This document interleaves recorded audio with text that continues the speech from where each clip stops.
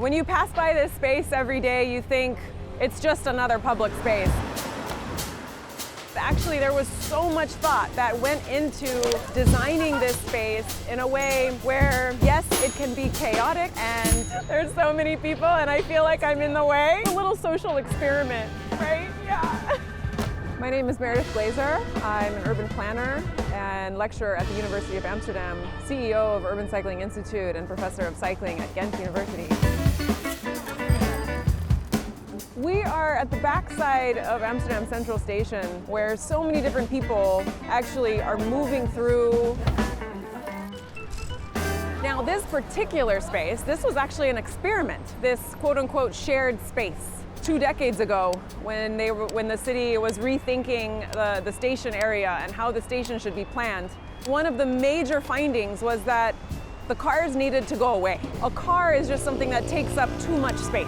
The main idea was to put the cars underground. But above space, this is fantastic space to have as public space, as space for people. So how do we, as planners and engineers, how do we think and plan, design for a space with so many different people? And the solution was an experiment. And the effect of that is what we see today. The city said, okay, we're going to test out whether this type of space, without any sort of traditional transportation infrastructure per se, see how it works. Let's collect data and evaluate it, and then make a decision on whether it stays.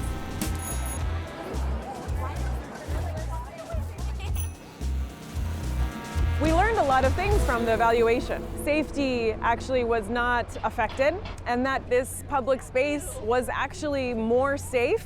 People naturally slow down in a very busy space like this, and they use their human senses in order to move through it.